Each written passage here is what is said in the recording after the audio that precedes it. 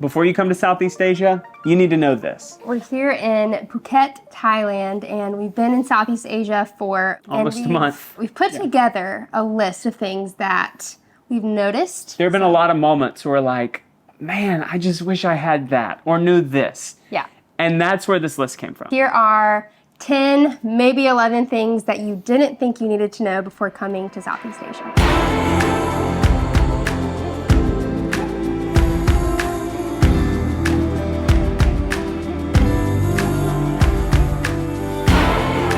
So the first thing, a little obscure, but think about bringing napkins before you go to eat.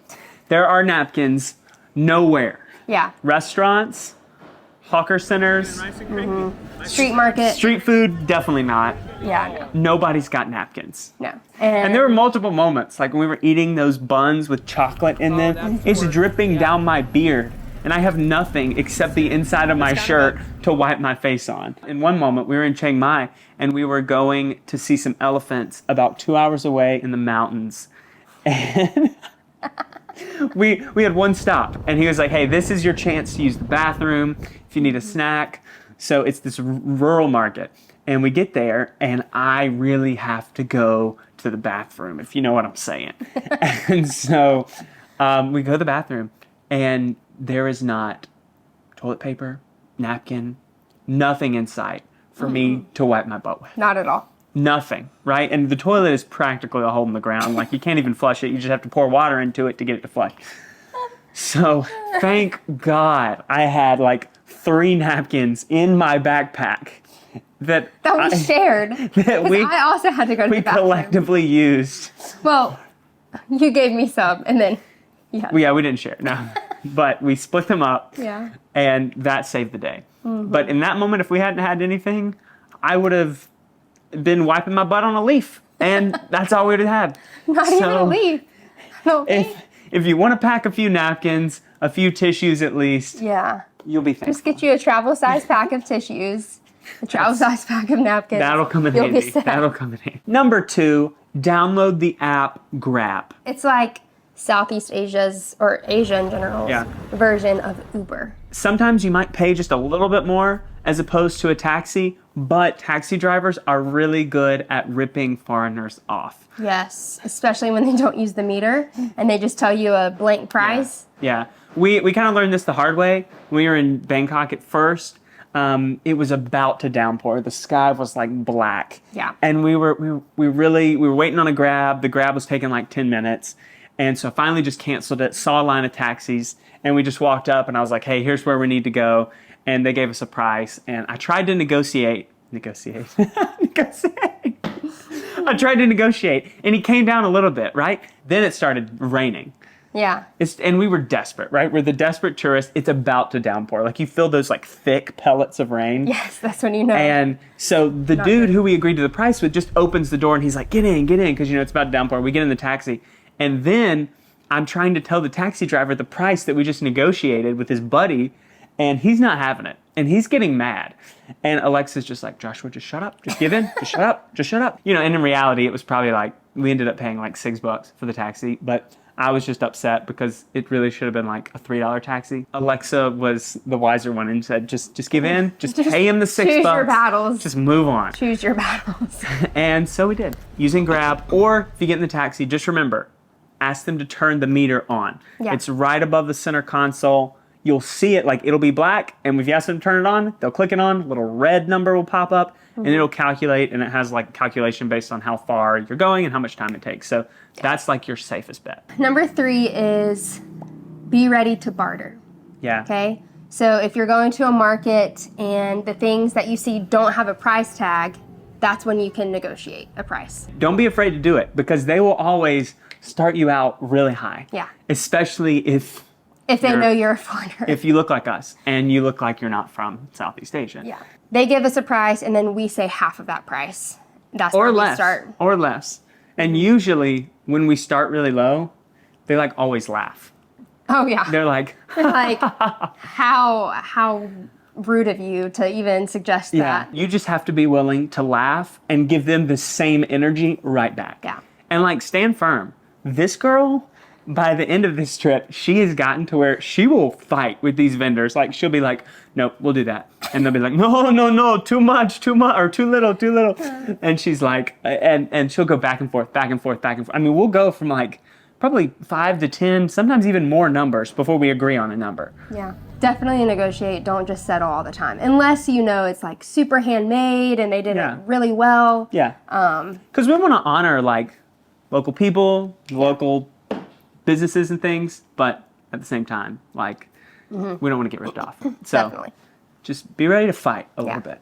Just get into it. Just get into it. If you don't like confrontation, I'm sorry, but it's going to save you a lot of money. This is big, especially for Thailand. It's number 4. If you're renting a car or bike, get an international driver's license. Yes. Now, we thought we were ahead of the game. I got an international driver's license. I went to AAA. I got a passport photo that you had to put in the driver's license. Paid $40 once it was all said and done to get this license that says I can drive a car in other countries, internationally. But we rented a motorbike. And my driver's license, because I don't have a motorcycle license in the US, I can't be licensed for a motorcycle internationally. Yeah. So, all that to say, we rented the motorbike in Thailand. Nobody really cares about the international driver's license, but the police who have checkpoints set up. And the first day, I skirted around all those checkpoints. The second day, I found out there was a checkpoint. I went like 15 minutes out of my way to try to get around the checkpoint. I ended up getting caught.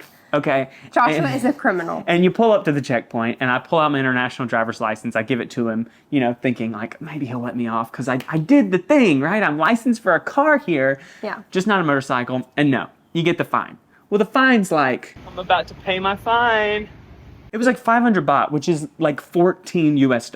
The fine has been paid. Now we're ready for another day. Once you get the fine, it serves as your permit for 3 days.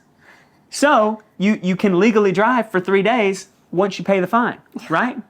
So backwards. Like, what? So unless you're licensed to drive a motorcycle and you're going to be over here for a really long time, we only rented the motorbike for like 4 days.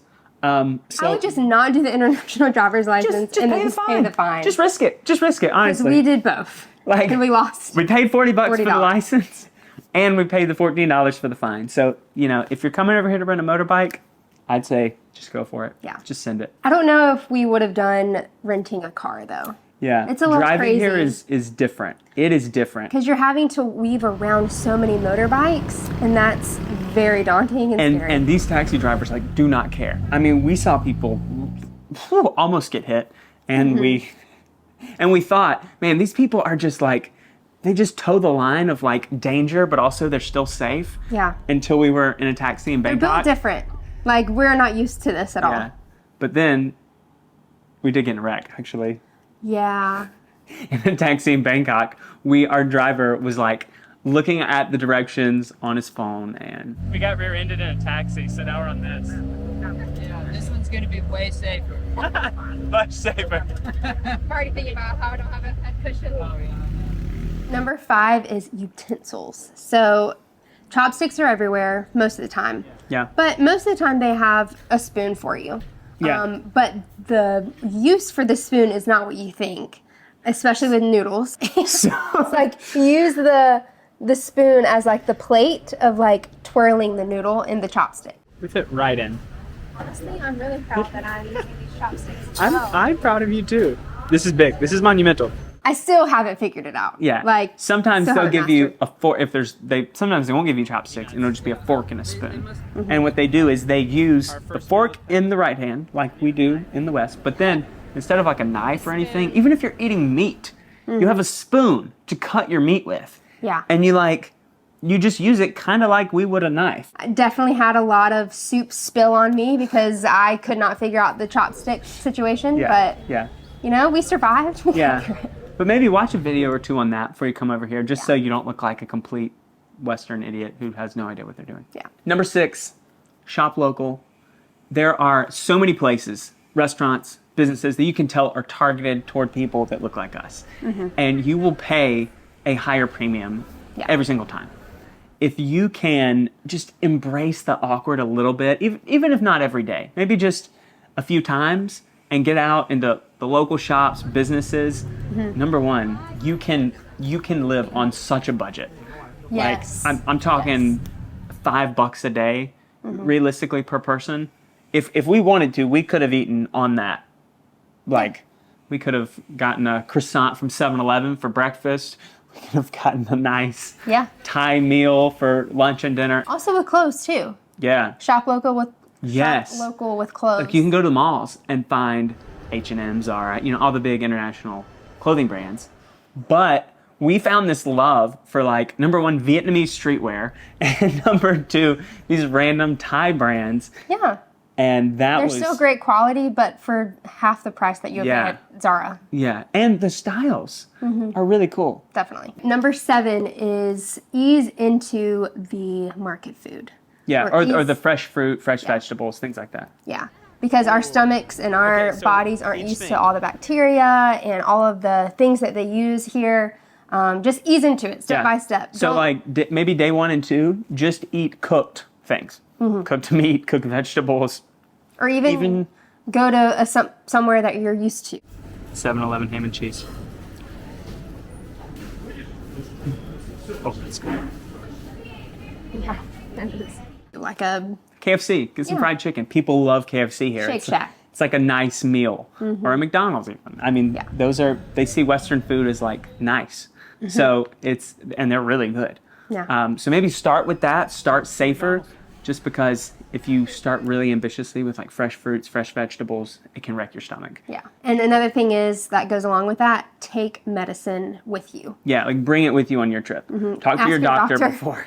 Yeah, ask your doctor for some really strong medication to help with stomach. Yeah. Traveler's issues. There's traveler's diarrhea. It's what it's called. It's a real thing. Yeah. Look it up. Just get the medicine, and thankfully we haven't needed it. Yeah. Now our stomachs will probably get destroyed right after this video. So we've had our fair share of some issues, but nothing that we can't come back from. Yeah. Can't come back from. Gosh. Oh, We haven't died.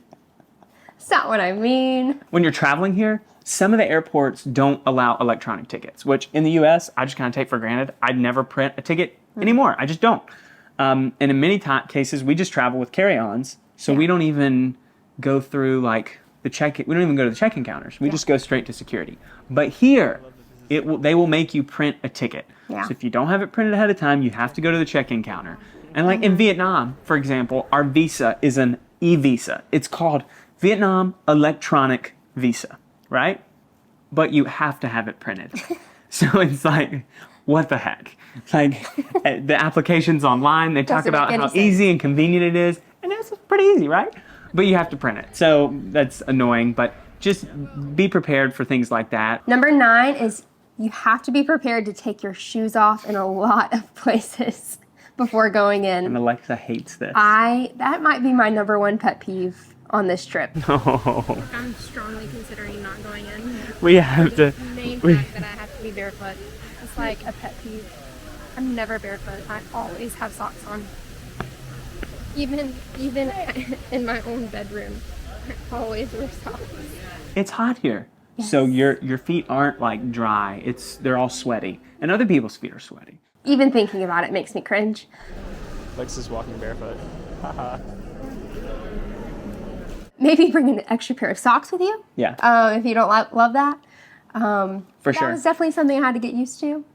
Yeah. Still don't love that. Yeah. So extra socks, and even like when you're wearing shoes, slides are more the move than tennis shoes. Yeah. At least in my opinion, because like last night I had to take off my shoes twice, and I wore lace-up shoes. They were tied nicely at the top. And when your feet are wet and sweaty, taking off those daggum shoes and socks it's a lot. It's a lot. Inconvenient, but Definitely it's a tradition here, and it helps keep it clean. Number 10, there are motorbikes everywhere. Whew. Now, we haven't been everywhere in Southeast Asia, but between Vietnam, Thailand, the Philippines, In Singapore. and even Singapore, but not as much in Singapore, but Yeah. all of the places and countries we've been, motorbikes are everywhere. Yeah. And there's like different levels of this, but it's just something like when we're in the States, I feel like I just default a lot of times to jaywalking, and like I'm just ready to go across the street, right? And so you kind of step out there a little bit in the street. And especially if you don't see a big car coming.